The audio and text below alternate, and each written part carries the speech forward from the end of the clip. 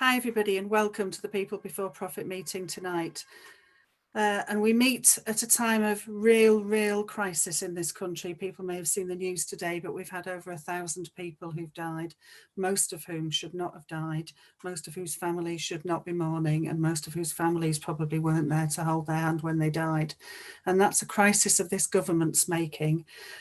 Fortunately, when the government were unprepared to act, constantly putting profit before people, we have had the fantastic response from school workers, from teachers, from school staff, from parents, and from communities to say, if you won't do it, we will, and we will shut the schools and we will force you into the lockdown that we need. But we shouldn't have needed to be in this lockdown. This is a government that has consistently failed to follow science, that has failed to follow what's right for ordinary people, and has been prepared to sacrifice people. And tonight we've got a meeting where we're going to talk about some of the things that we can do, because often people feel quite helpless in these situations whilst they at the same time feel quite angry and quite anxious. And we're going to look at what people have done and what we can do to fight, not just for safety, but to fight for jobs, to fight against the poverty that people are facing, to fight against the injustices that we see day in, day out as they try and scapegoat anybody but themselves for the mess that this government have created and for the deaths that we see sadly going on and on, but also for the disabilities, for the people with long COVID, for the people who can't get a hospital bed, for the people who can't even have enough oxygen at the moment because our health service has been cut to such a state that we literally are worried about how much oxygen we're giving and whether we're going to crash the system. We're the 6th richest country in the world, and it's about time that we behave like that in relation to the majority of the population instead of just the minority. So we're here today going to look at what we can do. We have got our emergency programme, which is on our Facebook site and on our website, and that emergency programme goes through a set of demands that we have that allows people to articulate what we want from the world at the moment, what we want our government to do, and what if they won't do it, we will make them do. And we're asking people to take that emergency programme to their union meetings, to their community meetings, to their campaign meetings, and get that discussed and passed. But we're also asking people to take action. I know it's difficult given all the sort of restrictions rightly there because of the state of the pandemic, but we do still have to try and take action, because if we don't, we continue to leave the decisions in the hands of the government who've shown their, I think it's more than incompetence, it's callous sort of negligence in relation to us. So we've got an amazing number of speakers, but I have great pleasure in introducing the first one, which is Kevin Courtney. Kevin Courtney is one of the leaders of the National Education Union, and they have absolutely stepped up despite all the vitriol that's been thrown at them. So on Sunday, they were disgraceful and their position was unacceptable. And by Monday night, after they'd let so many children go to school and so many teachers and school workers go to school, suddenly the NEU was right after all. And I just think it's a disgrace that that decision wasn't made before Christmas. But thank you to those people in education who have fought back. And as I say, great pleasure in introducing Kevin Courtney. Well, thank you very much. On Sunday, as you know, Boris Johnson was telling the country that schools were safe. On Monday night, he told the country that schools are vectors of transmission. On Sunday night, parents across the country were tussling with themselves about whether to send their children back. Was it unsafe or not?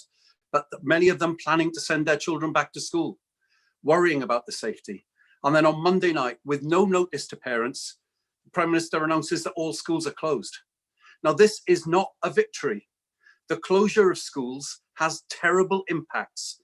Children's educational, social, mental development is all impacted by schools being closed. They're cut off from friends. They're unable to meet. Their parents are often unable to go to work.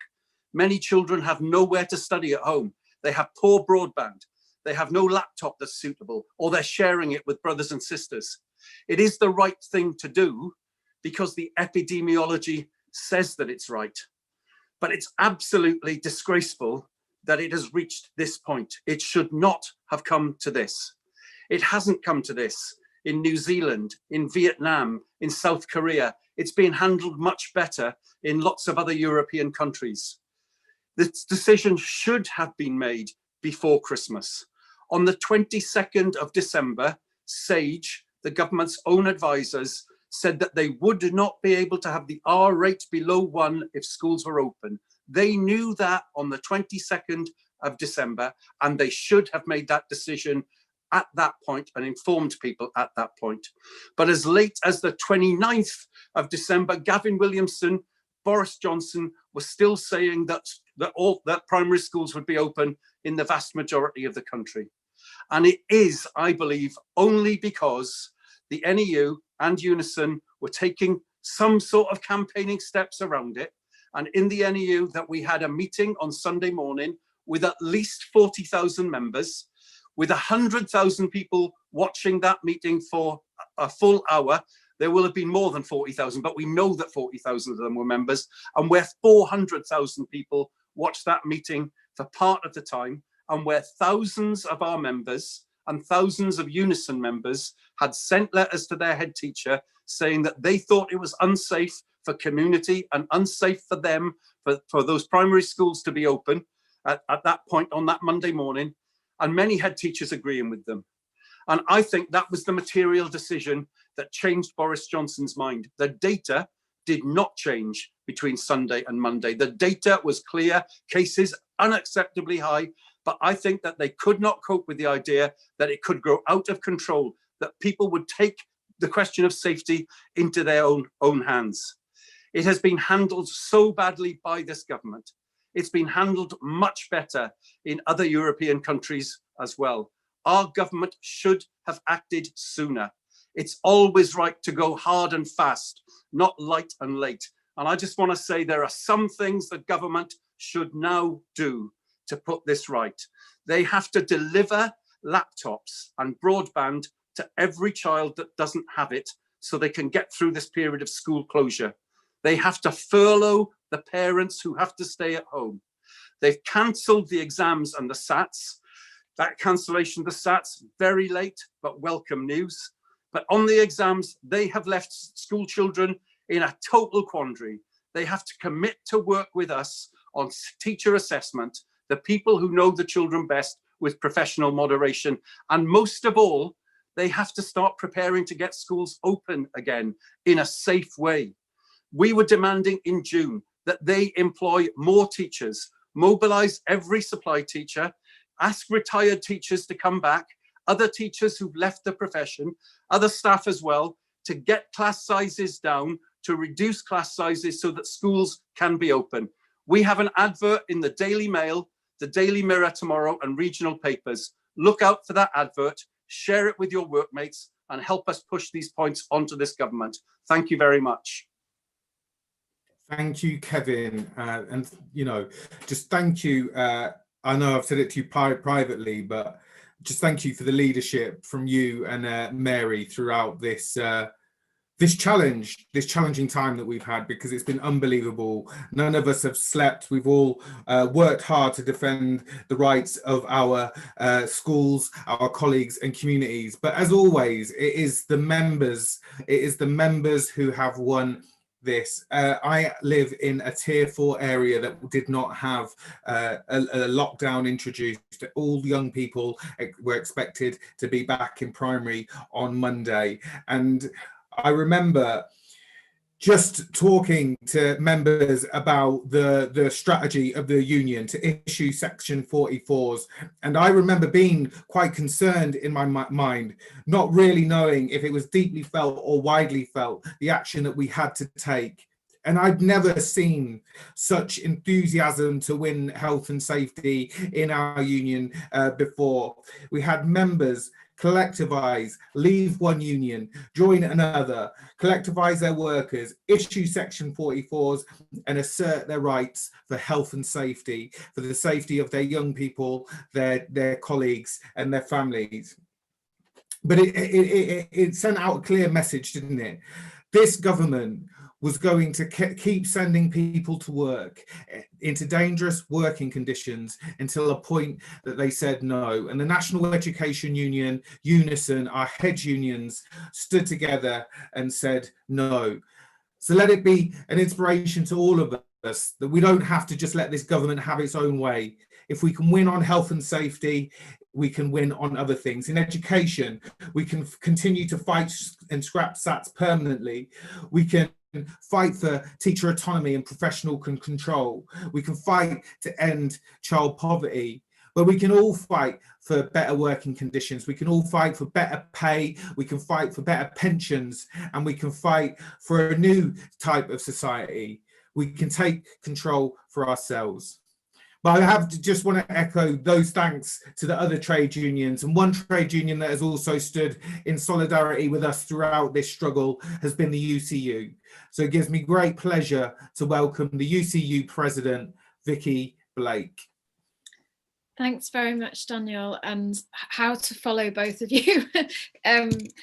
I want to thank you for inviting me here to this meeting, and in thinking about how to follow up on the messages that we've just opened with from the NEU, I was thinking about how easy it would be in the position that we're in the UK to feel despondent, to feel like there is no hope. We have a failing government, an excuse for a government, in fact. We have a virus running out of control, we have decisions being made too late, and we have an incredibly high death toll, and also an incredibly high number of people who've been left incapacitated by long COVID symptoms as well. It goes well beyond simply having the virus and recovering. It's a much more long and complicated process. So it would be easy to feel despondent, wouldn't it? But what we've seen in the new climate that the NEU has helped to usher in, where we have more confidence in our ability to stand up for ourselves. We have hope in collective action. What we have is a situation where, as Kevin said, the data didn't change, but actually our belief in workers' power has changed because we came together as a movement and supported the NEU and Unison, who were taking this very, very brave stance.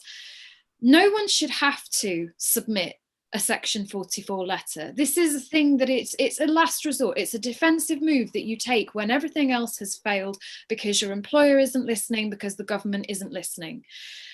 And I think that the government and employers banked on the idea that none of us would be brave enough to do so, that nobody would go for it, that we would be too afraid because of the way that the rights are individualised in that part of law. And what the NEU and what Unison have proven, and also in my own union, we have a branch in London, New City College, where they were also ready to take the same moves. In being upfront about the dangers in the workplace, and in being honest with each other, and in our unions being honest with us about what it is we face, then we have created a space where members can come together, can support each other, and we show that strength to our employers, we show our strength to that government. And now in this new context where a union has taken leadership and has shown the government how it should be acting and has changed the course of what has been put in place, there is now a lockdown that has come in, I believe, significantly earlier than it would have if left to the Tory government. And we have to keep building on that, don't we? And I think the message for us in terms of what we have to do, there are lots of things we have to do. We have to collectivise. We have to collectivise around our demands for improved risk assessments and mitigating measures and safety in the workplace. But all of that needs to be driven by also building this movement, by recruiting more and more people into unions that they know will fight for them and that they can be part of and fight together in that resistance. And no longer will trade unions be vilified as the, silly, crazy, hard left, whatever it is they want to throw at us labels wise. We are the voice of reason, so join a union. Thank you. Thanks very much, Vicky, and you're absolutely right. I think that that just getting into lockdown is only one very small step. There are lots more things that we need to fight for to stop ordinary people losing their lives and to stop people paying. And I think when Kevin talks about some of the proposals that the NEU and Independent Sage have made around what's possible in education during a pandemic, and you see the government have done so little of that, I think it is a crying shame. But thank you very much for Vicky, for joining that fight around education, where I think, again, educationalists in higher education fought hard to try and protect staff and students and the societies and the communities around them. I'm a health worker from Manchester. We've now got 450 people apparently watching live. So please share the stream, please spread the word, and please build solidarity. But I'm from Manchester, and where we've had a group of people who were very much tried to scapegoat and blame for the rise in numbers that we saw when universities came back, and that's students. And so I have great pleasure in inviting Finley Gore, who's a student from Manchester who was part of the occupation that they had, that won a fantastic 30% off their rent for the first term and more to fight for. So thank you, Finley. Yeah, so yeah, as Karen said, I'm a student from the Manchester sort of rent strike and the sort of wider collective movement there. And I think one thing that definitely sort of resonated with me with what Vicky said, that we were sort of also vilified by some people as sort of the hard left nut jobs that are like, can't be paying our rent. Whereas actually, I think now, where we're seeing, especially in light of the announcements that have been made recently with university students not being allowed to go back to their halls with no comment made on fees or accommodation, is that actually this is not a hard left core of people as such. It's a lot of people being shown that they need to be taking radical action to get what they deserve. Ultimately, with that 30% win, it was massive, because that was a grassroots movement of students. We're all first years in halls primarily, and to see that, obviously rent strikes have been going on at unis for years. I mean, UCL in 2016 is one that springs to mind, but the fact that there are now, I believe it's 45 at my last time I was aware of it, there's now 45 rent strikes going on across the country, and we're not sure how many students. It's sort of between 10 and 20,000, we think. It really shows that there is actually a crisis in capitalism that is not changing, but just exposing how students are treated by their management. We'd also like to just sort of say that actually it was the solidarity with the UCU that was so massive for us. If we hadn't have had that solidarity with our staff, where, I mean, all of my lecturers personally were saying we completely support what you're doing the whole time, and it's, again, seeing those staff are aware that the exploitation is coming from our vice chancellors, it's coming from the people at the top, and especially with regards to COVID, especially, I think there's a definite irony in the fact that our vice chancellor works at AstraZeneca and couldn't predict that there was going to be a massive COVID outbreak on campus. But yeah, just to sort of say that that solidarity with the UC was so massive for us, and it continues to be. But with regards to sort of where we're going next, as I said, there is now a national rent strike movement of 45 universities, including some in private accommodation, which is something that we sort of didn't think would be sort of feasible, but is now seeing with that mass movement, it is very much feasible.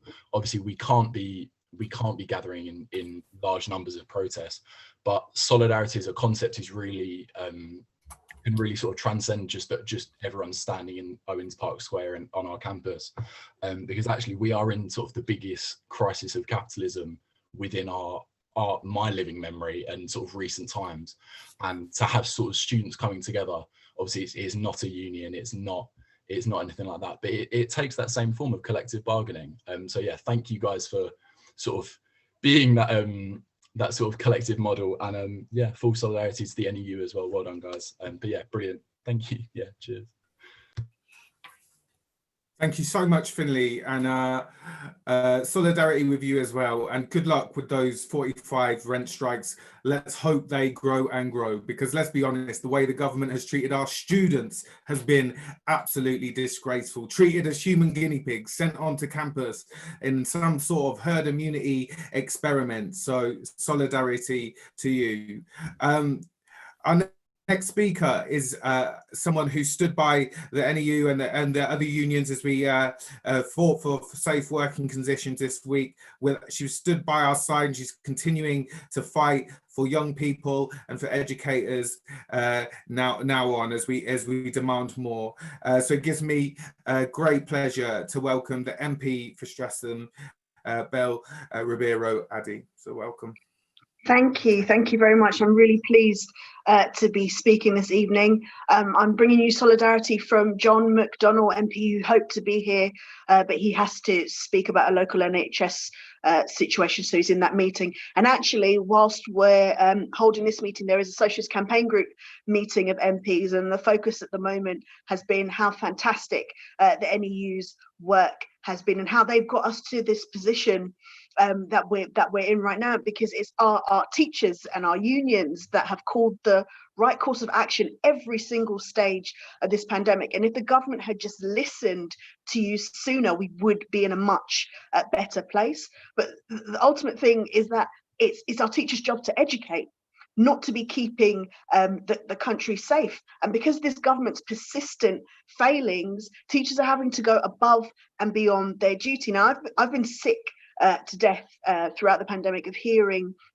without much defence from the government, all the teacher bashing that has gone on. Anytime teachers have quite readily raised concerns about what's going on, and it's been absolutely, because I know in my constituency teachers have been working throughout the pandemic without fail, organising online learning, and even going as far as to deliver free school meals to some children. So teachers have gone above and beyond during this period. But we could see a third wave was coming a long time ago, and we could see what was happening in schools, and the government did nothing, despite the advice of teachers, to protect people. Now, in the 6th largest economy in the world, there are no excuses for what the government has put this country through. So we do need this national lockdown. It is right that schools are closed. It's only because of our union action that's happened. But the reason why we're having to lock down now is because for every single lockdown we have, it started too late and it's been lifted too early, and we haven't taken certain things into concerns. And now we find ourselves in a situation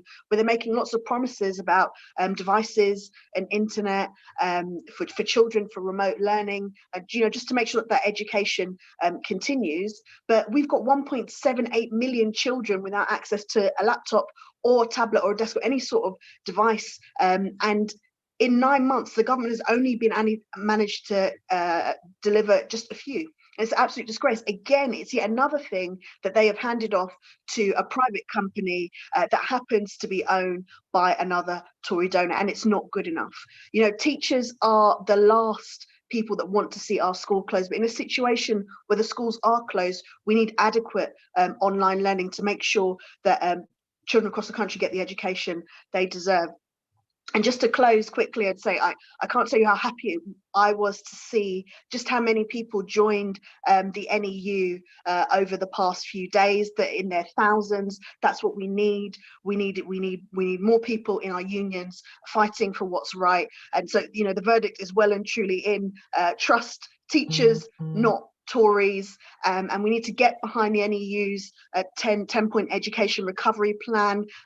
Make sure that the government are accepting of that as well, and see that that's the only way to ease ourselves back in. So thanks. Solidarity, comrades, and solidarity. Brilliant, thanks very much. That's my favourite slogan of the week, is trust teachers, not Tories, and I certainly think that's one that that the majority of the population agree with. And it's interesting when you listen to people about the business mentality that runs through schools, universities, the health service, and time again it's about sort of us being a business and not being something that's a service that's a right, whether it's to be healthy or to be educated. It's an absolute disgrace, and to see the action making that difference, that's why Finley's so inspiring, in terms of, you start with one rent strike and then you have 46 planned within a few weeks. And I think that the solidarity that we can give each other is really, really important to making sure that those people hold firm.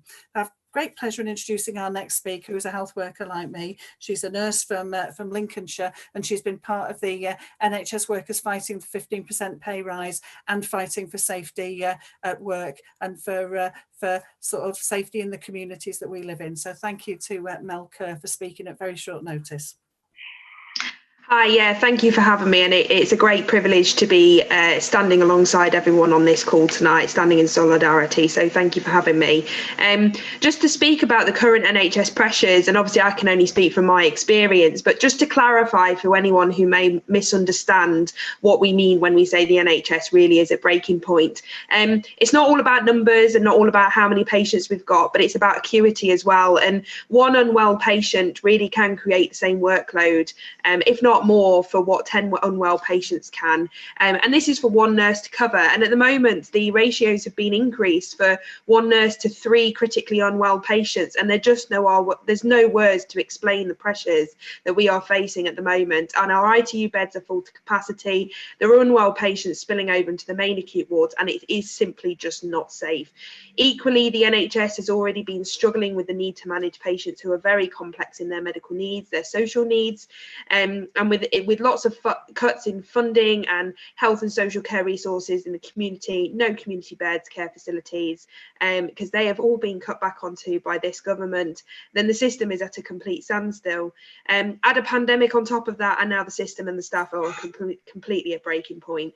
Inadequate PPE has always been an issue. Reusing what should be single-use stock, over-labelled, out-of-date stock. There were days in my trust where we were within hours of running out of FFP3 masks or gowns. Millions upon millions spent that ultimately was a complete waste. And now staff have to be fit tested once more for different FFP3 masks because our international stock contracts are inaccessible. So, need I go on with that, really? It angers me greatly that Matt Hancock continues to state that there are 13,000 extra nurses last year. This is a lie. This includes nurses and midwives. It includes nurses returning to work to assist during the pandemic, which is a temporary solution. Student nurses who have qualified earlier than expected to assist on the front line. And when it broken down, it doesn't sound quite as good, does it? And add this to the fact that we're losing more nurses than we're hiring, and there are 45,000 nursing vacancies in the NHS. This number is only going up. It's not getting better. The recent social media trend of members of the public entering hospitals and filming empty corridors and car parks and waiting rooms, it's far from an accurate representation of the pressures the NHS is facing. These areas are empty, visitation is suspended, clinics are kept to an absolute minimum for clinically urgent, corridors are empty because everyone's on the wards. The state of the wards are completely different. Staff are on their knees with acutely unwell patients, and I've been there myself. I have looked after them myself. With little to no empty beds on the wards, my trust has declared several critical incidents due to poor patient movement and lack of discharges, inadequate level of staffing, and there's no signs of this getting better. I'm not going to put my energy into trying to prove these individuals wrong. My efforts are completely focused elsewhere. I'm dedicated to representing and being the voice for my colleagues across the country to fight for the right to a fair pay, something we have blatantly been denied for the last decade. The right to safe staffing levels and ratios, ensuring that patients remain safe. The right to fighting for our students, the future of our NHS, for adequate funding and support to get them through their training so we can recruit and retain enough staff in the years to come. And to fight also alongside my wonderful key worker colleagues, ensuring that they equally have safe working conditions, PPE that they need and pay, and completely standing in solidarity, because we're all in this together and we have to fight this together, and that's how we're going to win this together. And I like what was the slogan? I've forgotten it now, but thank you for having me. It's an absolute privilege to be here, and complete solidarity. Thank you so much, Mel, and solidarity to you. It is an absolute disgrace that you're having to fight this way for a pay rise that all of the NHS workers clearly deserve. In fact, all workers after 10 years of wage suppression deserve a pay rise after this pandemic, whether it is educators, whether it's Amazon workers, whether it is Tesco workers, but most definitely those who've been on the front line saving lives. So thank you for all that you're doing. Our next speaker is from an organisation that our trade unions, and I know certainly my own, could not have come to such informed decisions without. The government has been hiding the science. They have been keeping it suppressed, but one organisation, Independent Sage, has been there for us all. So it gives me great pleasure to welcome Anne Phoenix. Thank you, Anne. Thank you. And it's a pleasure to be here. And I'd like to focus on some things that have already been touched on. For example, Kevin Courtney and Belle Ribeiro-Addy already talked about laptops for schools. And what I want to do is to think about the ways in which this pandemic and the handling of it has both highlighted and exacerbated so many inequalities. So laptops for school, digital inequality is a key issue. And Independent Sage has, I think, produced wonderful policies around things like universities, around communications, around schools. And I want to highlight some things about schools, because this afternoon, Gavin Williamson suggested that for those children who are without laptops, without internet connections at home, that they could be brought into school as vulnerable and be taught there. And there's a real problem with that. And it seems to me it's important to campaign around that too, because Ofcom suggests that there are about 1.5 million children who don't have adequate internet connections at home. And if they were all to be brought into schools, some schools will be functioning as normal. Everybody wants schools to function as normal when it's healthy and safe, but as you've all said so far, this is not the time. So therefore, taking children, more children into school because they don't have the space, they don't have the laptops, and they don't have the connections is not adequate. And there are many things that the government could do. They already promised that all children in the first lockdown who did not have laptops would receive them. They've promised that there will be 50,000 this week. I think that we really need to keep pushing for that, and for all the things that are now being debated, partly spurred by Matt Hood of the Oak National Academy, set up to provide things for children to learn from online, that we get better 3 and 4G connection for people who don't have it, and other ways like through the television that the BBC is doing. We really need to push for coherent strategies. But I also want to raise a few other things before I have to stop. One of these is about what happens to children whose education has suffered this year.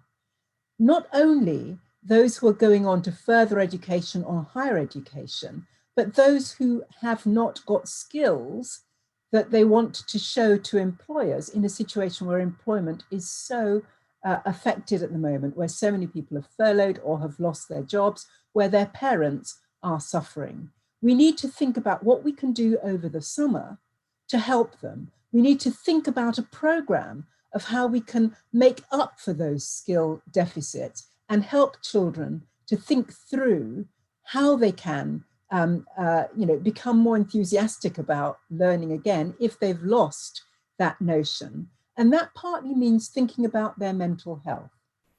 But it also means thinking about making sure that we as a rich country feed children. And sometimes I get a little despondent when people talk about giving children a school lunch. There's not many of us who would feel that a school lunch is Wind up, please, for the growing body. Sorry, okay, thank you. I will stop there. I'm loath to ask you to stop, Anne, because to be honest, on Independent Sage, I can listen to any one of you for hours on end, because you explain so eloquently and so easily quite what appear to others quite complex issues. And I have to say, it has been a real assistance to people trying to understand and make sense of a new pandemic. And it is lovely to hear people who can explain science so well. So thank you for coming, and thank you for making that point. And I do think that you are right, that 10 years of austerity and they have left us with an unequal society that had millions and millions of people living in poverty and vulnerability before the pandemic started, and it has just exacerbated and made that worse. And that there are solutions, but the solutions are not about a profit line for any business, but are about solving the real problems that people have in their lives. And we're not going to get that from this government. And that's why for us, it's about continuing to fight for those things. So thank you very much, Anne. That really, really was brilliant. And thank you to Mel before that. Our next speaker is somebody who's also, I suppose, sort of part of that movement that has said, why should we put, and workers put their lives on the risk during a pandemic just to keep our businesses profitable. So Dan Dobson's, who's from Shut the Sites campaign, who has campaigned valiantly throughout the pandemic since March and has had some amazing protests. Great pleasure in inviting him to speak next. Thanks, Dan. Thank you, Karen. Evening, everyone, and thanks for having us on. I just want to start with a quick message of solidarity to all workers out there. in difficult and dangerous conditions. It's an horrible time for working people, with many having to make the choice between risking their health and paying the bills. So I'm Dan Dobson. I'm a United Union member, electrician, and part of the Shut the Sites campaign. The Shut the Sites campaign is a grassroots campaign which was launched by construction workers in response to the government's decision back in March, which seemed a long time ago now, to keep construction running throughout the first lockdown. And worryingly, just 10 months later, we're back here again, back at square one. The campaign has three aims. First is to shut the sites, and that includes all non-critical works like building retail, hotels, luxury flats on the edge of the Thames. Secondly is to ensure that every worker is paid, to pay every worker, whether they're boguously self-employed, agency, umbrella scam, PAYE, regardless of their employment status, everyone must be paid. And thirdly is safe sites, critical works that have to remain open, like hospitals, maintenance works, emergency repairs. We need genuine safe working practices put in for all of those works to take place, with workers consulted. Now, during the first wave, the campaign caused large contractors and major sites across the country to close their doors due to the unsafe nature of being in close proximity to each other. And we're looking at replicating that again this time round. According to the Office for National Statistics, the breakdown of COVID-19 fatalities by occupation, so far over 500 construction workers in England alone sadly died. It's a direct result of the government's vague guidance which they've been issuing to construction workers through the Construction Leadership Council over the last 10 months, and that equates to nothing more than blue-collar genocide. Today in Ireland, the government have agreed to close all non-critical construction work, as the risk of spreading the virus on sites is so great due to the type of work undertaken. It's often strenuous and physical, and always with at least two people working together in close proximity. Even in the best of times, construction sites are dirty, horrible and unhygienic places to work, let alone with a virus like this going around. Now, workers have battled for centuries to improve safety at work, and these battles have not been won just by officers talking to bosses. They're won by workers organising, coming together and collectively taking action in their workplaces. This is partly what was so inspirational of the action that the NEU and Unison took this week. Thousands of teachers and school staff submitting Section 44 letters to employers collectively. This is the sort of action that we need replicated in workplaces across the country. Now, we are calling as a campaign on the government to follow the example set in Ireland of closing all non-critical construction work, and we're also calling on United Union and the GMB to get behind the campaign to protect workers' lives and to close all non-critical sites immediately. I want to finish with a message of solidarity. All you work in schools and unions, you're right, you've been right all along, and hopefully the two main political parties will now listen to what you're saying and act upon it. Educate, agitate, organise. Solidarity. Oh, solidarity, Dan, absolutely. And thank you for your tireless campaigning to shut the sites. It tells you everything about this government. They're prepared to shut Parliament, but they're not prepared to close dangerous working environments and give people 100% pay that they so desperately need to take part in the lockdown. It tells you everything, what they view of themselves and how they view our class. Our next speaker, I'm really pleased to introduce. She's a friend and comrade, and has really, I feel, brought like health and safety into the 21st century and made it something that young people care about. So it's a real privilege to welcome Shelly Asquith from the TUC. Thanks, that's very kind. Now tonight, I'm sure like many of you, I'm angry. I'm angry at the number of people that are dying in our hospitals. I'm angry at the number of workers like Mel who are burning out as they struggle to staff this crisis. And angry at how inadequate government safety guidance is, with millions of key workers still heading out every day into unsafe conditions. Yesterday, the TUC demanded action from the government on safety guidance because it isn't keeping up with the science. We know this new strain is up to 70% more contagious, and we know it is predominantly spread through the air. So we want to see a threshold on ventilation in indoor spaces. We want to see an expansion in the use of proper respirator masks. We want to see the quick and effective rollout of the vaccinations, but in the meantime, people need to be able to isolate effectively. So we continue to demand the rate of statutory sick pay is at least trebled, so nobody is forced to go to work sick and spreading the virus. We also need to see serious action being taken against bosses who fail in their duty to keep workers safe. 9 months in and thousands of outbreaks later, not one prosecution by the Health and Safety Executive.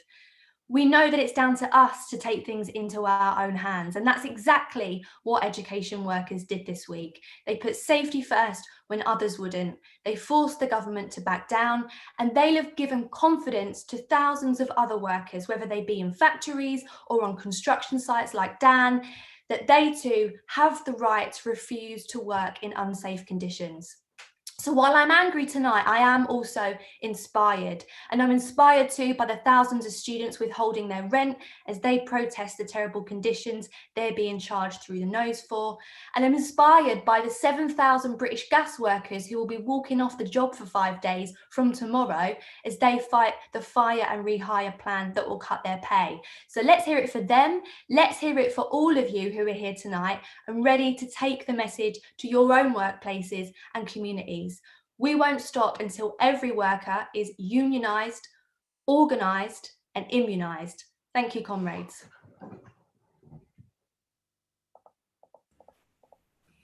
Thank you very much. Thank you very much, Shelly. That was brilliant. And I do think employers are absolutely trying to use this crisis to make attacks on our jobs, on our conditions and on our pay, things that they wanted to do anyway. And they're using this opportunity to attempt to do it. And I think that there are a whole number of unions that are attempting to stop, both in terms of safety, but also in terms of the attacks on our livelihoods at the same time. And that's a great pleasure in introducing Howard Beckett. He's the Assistant General Secretary of Unite, and he's spoken out absolutely solidly for workers not being able to pay, for solidarity with workers fighting back. So thank you very much, Howard. Thank you, Karen, and thank you very much for inviting me, in solidarity to the NEU here on the call tonight, and obviously solidarity also to the members who are in struggle tonight here on the call. Mark Porter, who's convener up in the Northwest for Rolls-Royce, is fighting for the very survival of aerospace in the Rolls-Royce, and you'll hear from Mark about the extraordinary commitment of that picket line to the local community. And Heartland's hospital shop steward, I want to pay a particular reference to, who were clapped in the month of April, and then come December were told that their terms and conditions were to be changed and placed on different routers that would cost them money. A disgraceful switch by the establishment in respect of those NHS staff who have fought for the survival of people in the country, and then to be told that they will lose their terms and conditions. And Karen has been touched on by many tonight, and referenced the fact that COVID has not created inequality. It has shone a light on the inequalities of this country. And we are seeing it now with education, the desperate inequality that exists in society, proven by the fact that it is working class children who are forced into school, 3 million forced into school on Monday, when 1 in 50 of us have COVID. And the reality of the statistics around the world show that this is a matter of choice. Over 17,500 people have died in this country in the last 3 months up to December, when in Australia it is 245, in South Korea it is 200, and in New Zealand it is 3. The reality is that we have one political party that is following herd immunity intentionally, and we have another that is coalescing in it because it is obsessed with patriotism. And Karen, at this moment in time, we must all reflect on the fact that it is the trade union movement who will now fight for the people, the working people of this country, and it will no longer be political parties.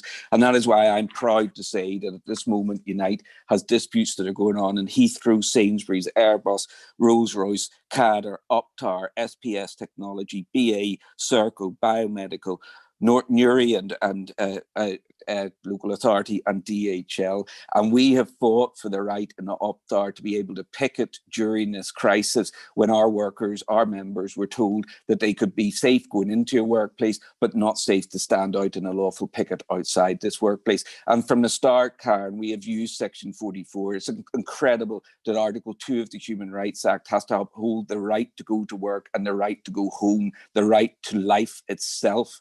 And we have upheld that by fighting, and over 12 of our food factories in March had walkouts that we stood by in regard to health and safety issues, and we will do it again. And Karen, I want to finish by saying this, that we have a list of demands at the moment. All of us on this Zoom have a list of demands at the moment that come down to workers not paying for this crisis, but wealth paying for this crisis, a commitment to key workers, making sure that we do have a new deal coming out of this crisis. But Karen, we lost the narrative after the first wave. We went back to the norm far too quickly. Let's none of us be blinded by clapping for key workers ever again. They deserve their pay rise, they deserve their position in society. Let's not be blinded by mainstream media who appoint the bosses of Rishi Sunak as a new chair. Let's get together, have alternative media streams, and let's make sure that our message is heard coming out of this crisis. Thank you, Karen.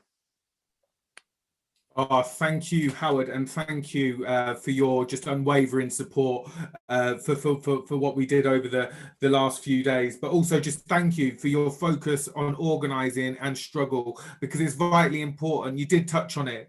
So Steer Karma, he isn't the one who is going to be the defender of working people. At 3 o'clock, Robert Peston on Monday put out that schools should close. The PM briefed him, and then at 4 o'clock, Keir Starmer said that schools should close. It wasn't Keir who won that, or the Labour leadership. But that's not to say that it wasn't the fantastic ordinary Labour members and other politicians and other councillors who took part in that. But it is our self-organisation that will be key, and that's why I'm really pleased to introduce now Mark Porter from Unite the Union, a convener for Royce in Barnoldswick, who have been heroically fighting for weeks to protect their jobs. So welcome, Mark. Thank you, and let me start by saying solidarity with our sister unions for stepping up and supporting education staff when Boris and Gavin Williamson failed to. If ever proof was ever needed that unions do exist today and are fighting for employees and workers' rights, then the evidence is right there. If you need it anymore, then there it is, join the union. So a big thank you to Unite as well for the support they provided me and my members. As has been stated, I'm the works convener of Rolls-Royce Barnoldswick. We currently have a number of people out on strike. We've been on continuous strike for 9 weeks now. It's in the north of England, and I can assure you it's cold and wet and snowing. But nevertheless, we are unwavering in our pursuit of justice.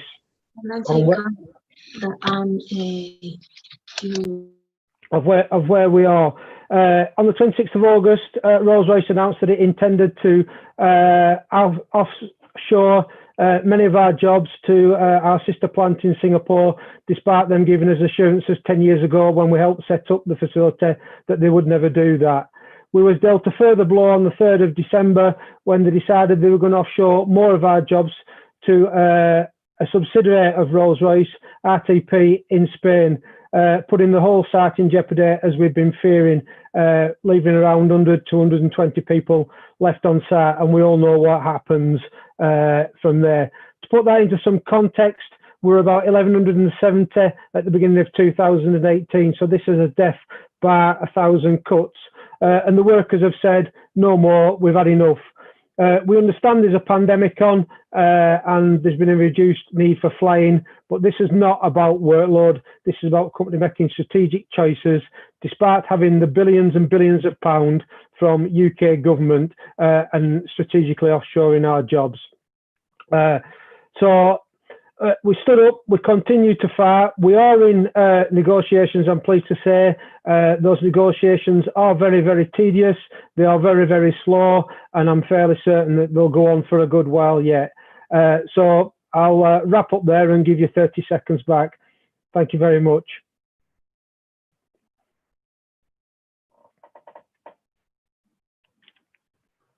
Thank you very much, Mark. And having been on the picket line, can I say it is absolutely freezing, and I only stuck it for about an hour and a half. I'm impressed with anybody who does longer than that. And you do the best cavalcades in the world, which is one of the actions that we can take at the moment. You're in your car, you're on your own or with your family and the people that live with you, and therefore it is a safe activity to do, and it looks very, very impressive if you dress the cars up with balloons and slogans. So congratulations. Please do send the messages of support to the strike at Rolls-Royce, and any other solidarity that you can do. Our next speaker is Jeremy Corbyn. Jeremy, I don't need any introduction from me. You will all know him, and you will know the resilience and the resistance and the fact that whoever is fighting back, Jeremy Corbyn will always be there standing beside you. So thanks, Jeremy. You've got 3 minutes. Sorry. Oh, Karen, thanks. Karen, thanks very much indeed. I will try to keep within the 3 minutes you've kindly set me. And thanks very much for what you said. And could I just say a big thank you to many people on this call for the messages of support that I've received from them in the various travails I've been involved in over the past few months. But then my life has been a series of travails going back a very long time. So if anybody thinks it's going to grind me down, jog on. I'm fine, and everybody else who is fine also, because of what we're doing, and we know why we're doing it. Today, I just want to say a few quick words on the corona crisis that we're dealing with at the moment. The government took forever to come to a decision about schools. Well done, the National Education Union, for their determination, resolute action in order to protect children and teachers from the dangers of infection. They did it in an amazing way, and I think we should support them. And they supporting them far more education, and because they're dedicated to it and dedicated to the children they support and the communities they support. However, there are massive issues with this latest lockdown. Universal credit is in danger of being cut. Statutory sick pay is too low. The homeless are not being guaranteed anywhere permanent to live. Those who live in the private rented sector are in danger of facing eviction over the next few weeks. And I live in a constituency where probably more than a third of my electorate live in the private rented sector, and they're absolutely terrified of what's going to happen in the very near future. And those working in our hospitals are working at maximum capacity. And indeed, if you do read, I'm sure some people do look at it here, the Health Service Journal has published a depressing list today of hospitals where more than half the patients in the hospital are people suffering from COVID, which means two things. One is, I've got the minute sign, thank you very much. Just a minute, very good. They've got the situation where the staff are overwhelmed by it, the hospital is overwhelmed, and people facing cancer or elective surgery are not getting that treatment as a result of it in some of those hospitals.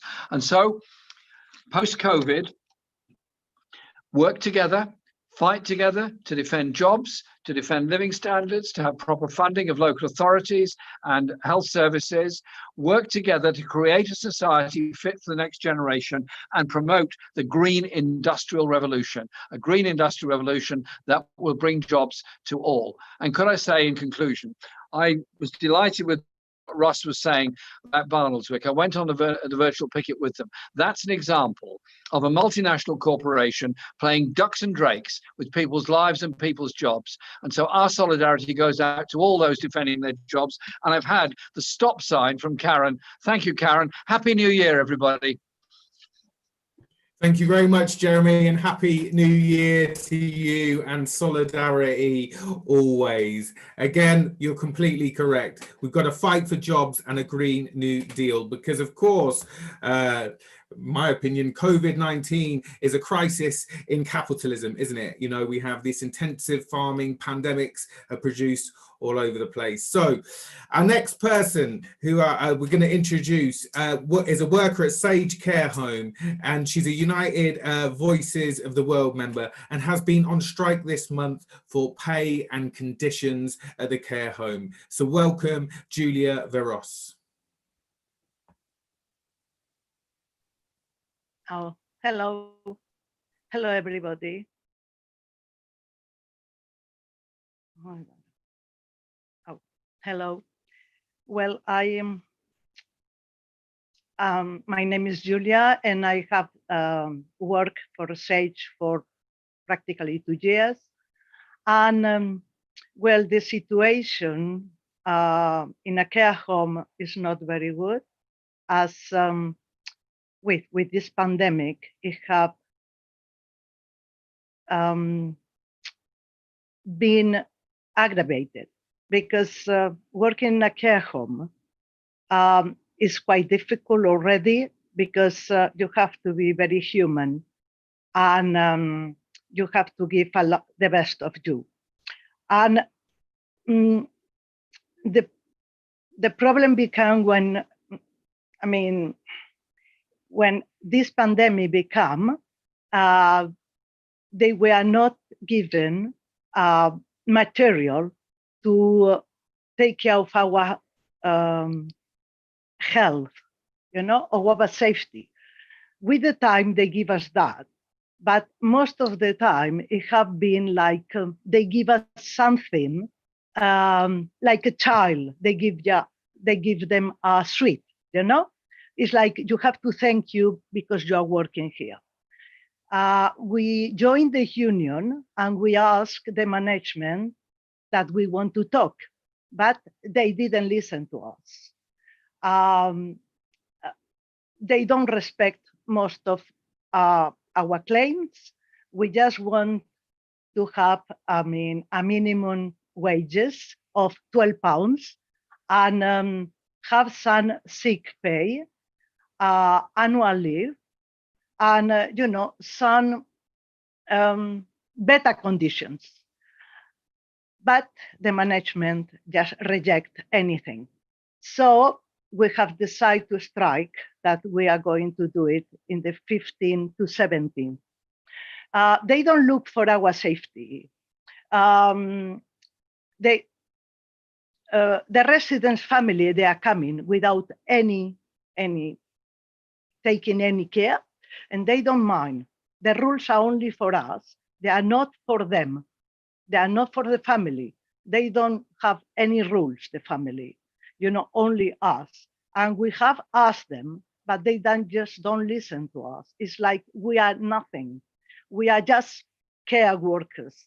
So care workers, and of course other staff like, you know, cleaners, maintenance, I mean, every basic stuff in the care home. So we just, you know, like to have you help, and thank you for any help you can, you know, give us. My thing is to change the values of this society. I mean, is what I think people should fight for. Thank you very much. Absolutely. And the idea that the values of the society that we live in is that the people who do some of the most difficult, some of the most skilled work, working with some of the most vulnerable people in care homes, right, should be paid the least amount of money in the worst conditions without the safety and protection. And 100% solidarity to you at the Sage Care Home, where you've been out on strike now over pay and conditions in the care home. It's Sage Care Home. I don't know if we've got where to send messages of support. Maybe we can put that up at the end. But I do think that it takes immense courage to do that. And I think the United Voices of the world that have organised you to do that are doing an incredible job, and 100% solidarity with you. Our next speaker is also somebody who's been on strike. They're a Unison steward and a strike committee member. They're from Heartlands Hospital, from the Porters dispute there, who unbelievably at a time of pandemic, the hypocrisy of seeing Tory MPs and the Prime Minister clapping us and then doing a hire and refire in order to force people onto horrendous contracts is outrageous. So good, all sort of, you know, solidarity to the porters at Heartlands Hospital, and thank you for agreeing to speak. Good evening. I am a Unison steward and I sit on the Heartlands Hospital Porter Strike Committee. I would like to start off by sharing some of the porters' fears and impact of the imposition of a new porter compulsory rota proposed to be imposed on 1st February. When Unison says compulsory rota, What unison mean is there are 8 different shift patterns, including nights, late and weekends. Many have stated they would be forced to leave. Many couldn't meet caring responsibilities. Many night workers could lose up to £500 per month. How can they mitigate this? The Trust won't grant permanent flexible working arrangement for every worker that needs one, so they would leave. Another concern is how can staff manage all 8 shifts relying on public transport? If needing extended childcare or adult care, how can they afford such increases? Second, family incomes are often worked around the porter's permanent fixed shifts. If rotational shifts are imposed, second income could be lost and throw families into hardships. When will porters see their family and friends? When will they have time for hobbies? How can anyone live if constantly at work? They would exist and not live. Porters are fighting for survival, knowing what their colleagues at QE have endured. Their rota was imposed upon them in 2016, and they described how their rota had affected them. No family life, no social life, body clock totally off sync, ill health, no eating pattern, lack of sleep, and not knowing what week it is. They now have high blood pressure, diabetes, and walking around in zombie state. Unison have looked into the rationale behind this rota and have said it's not about patient care, it's not about improving a service, it is about cutting porter numbers back to the bare minimum to save money. If Heartlands impose this rota, every trust in the country will use it as a means to make savings at the cost of our members' health and well-being and patient care. No one is safe, so this dispute is a fight for all workers, not just porters at Heartlands Hospital. We have a Facebook page set up for the porters dispute. If anyone wants to ask questions, make donations, or send messages of solidarity, they can do so via that page. If Alan can kindly share that, that would be great. I would now end it by saying thank you to People Before Profit for giving myself, as a union steward, a strike committee member, the opportunity to share the dispute with everyone. Thank you. Thank you, and thank you for fighting solidarity with all of the porters at Heartlands Hospital. COVID-19 is a class issue, isn't it? But there's gross race disparities that exist within it.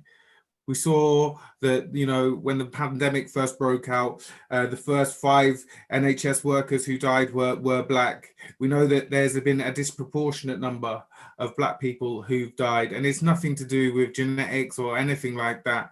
It's because they're often in the frontline jobs or overrepresented in frontline work without adequate protection, and often living in more likely to be living in poverty, and then have some of those health needs that the striker from Heartlands was talking about: diabetes, high blood pressure, which is, we know makes you more susceptible to COVID-19. So it's a real privilege to have Sabi Dalu from Stand Up to Racism, who are demanding an inquiry into this that we must all support. Thank you, Sabi. Thank you, Daniel, and thank you to People Before Profit for inviting me to this very important meeting. So firstly, I just want to start off by just acknowledging the grotesque level of deaths and cases at the moment. So today, we record the highest level of deaths since the 21st of April, and we recorded today the highest daily increase in cases ever since the outbreak began in Britain. So this is a really horrific situation, which I'm sure we've all registered. And secondly, it's obviously good to do a U-turn and announce this lockdown, but it is still a partial lockdown. We've still got too many non-essential workplaces that are open and that are putting staff and service providers, users at risk, which is completely unnecessary. So what we need is a zero COVID strategy. And that means not what the government is doing, not, oh, it's become too politically untenable to not have a lockdown, the hospital admissions are too high and the NHS can't cope, therefore politically the government knows it cannot get away with calling a national lockdown.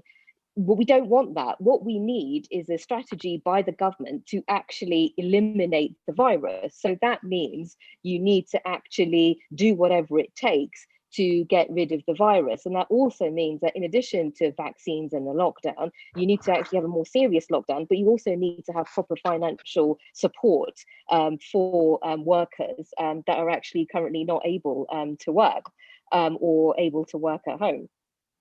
But obviously, the reason, I guess, why I've been invited, as Daniel said, is because in Stand Up to Racism, we're very concerned about the disproportionate impact on BAME communities. This was obviously something that was discussed a lot at the beginning of the crisis. However, there's very little coverage, you may have noticed, on this. But we should know that the disproportionate impact, despite the lack of coverage, still continues. So this week, 2 more GPs of a Black background passed away again. But this, unlike at the start of the pandemic, wasn't recorded. And I think the reason why it's not being recorded is because there's a deliberate pressure by the government to suppress the reality of what's happening to BAME communities because of the Black Lives Matter movement. They don't want Black people and others in solidarity demonstrating like they were last June. Well, I'm sorry, if you don't want a Black Lives Matter movement, then don't suppress the reality of what Black communities are facing, which is discrimination. Doreen Lawrence set out a plan in her review, saying that the government needs to tackle the disproportionate impact on BAME communities and that the government needs to set out a plan to tackle that. And we also need to have comprehensive data regarding that. What is the government doing? Have they got a plan? Have they got a comprehensive data plan to collect that? No, they haven't. And so I think if the government don't want a Black Lives Matter movement, then they need to actually take action to stop the disproportionate impact on BAME communities and stop suppressing it, because the present situation is going to lead to a big anti-racist and Black Lives Matter movement, and quite right too. I know the slogan, no justice, no peace. As long as there's racism, then there will be people who will fight back and resist that, and absolutely right. If you just go into an ICU at the moment, it is quite shocking the number of Black faces that are patients there. And actually all the Black patient faces who are staff there as well, who are also trying to face the harassment of the migrant rules. There are thousands of qualified medical staff who they will not allow to work because they're asylum seekers, when we are desperately crying out for people who are qualified. It is a disgrace what this government does in the way that it uses racism in order to try and get away with the mass murder and the neglect and the attacks on working class people. Our next speaker is somebody who's been subject to a lot of that racism herself, and that's because she has consistently refused to back down in the face of racism, but also has stood by in terms of her class politics of people who are resisting and fighting back. So I'm going to immediately take Diane Abbott, the MP for Hackney North and Stoke Newington, but I would ask people to continue to share on Facebook, because we have still got hundreds and hundreds of people who are watching now. So thanks very much. Thank you very much. And I'd like to thank People Before Profit for inviting me to speak at this important meeting. The first thing to say is that the coronavirus pandemic is a moment of crisis for working people internationally. So it was never more important that the community, activists, people in political parties stand shoulder to shoulder with trade unions. And I want to, in particular, congratulate the education trade unions, particularly the NEU, who've spoken more sense about the situation in relation to education and coronavirus than Gavin Williamson has managed to speak in since March. The education trade unions, the NEU, and unions like Unison and Unite, dealing with workers in schools, but also the UCU, talking about what's been happening in colleges and universities. analysed the issues in relation to coronavirus and education correctly right at the beginning, and they have been proved right. When the UCU, when Joe Grady and the UCU said that if you brought students back to colleges and universities from all over the country, it would be a risk to health, she was proved correct. We saw big spikes in coronavirus infections in those university towns. When the NEU said that schools could close, should close, they were proved correct. So as late as Sunday, our Prime Minister Boris Johnson was saying that schools are safe, blatantly, barefaced, saying that schools are safe. And yet yesterday, he finally accepted what the NEU had been saying all along, that they're actually vectors of infection. So congratulations to the trade unions, to the activists, to the ordinary teachers who've stood up and tried to use their understanding and their experience to give the public the correct analysis of the issues in relation to coronavirus and education. So it was unfortunate, to say the least, that people in my own party didn't even want to mention the unions, let alone acknowledge the leadership they'd shown and how correct they were. So we have so much to learn from ordinary workers, whether they're trade unionists, whether they're working in manufacturing, whether they're cleaners and carers. We need to stand shoulder to shoulder with them, because working people should not pay the costs of the coronavirus crisis. Thank you very much.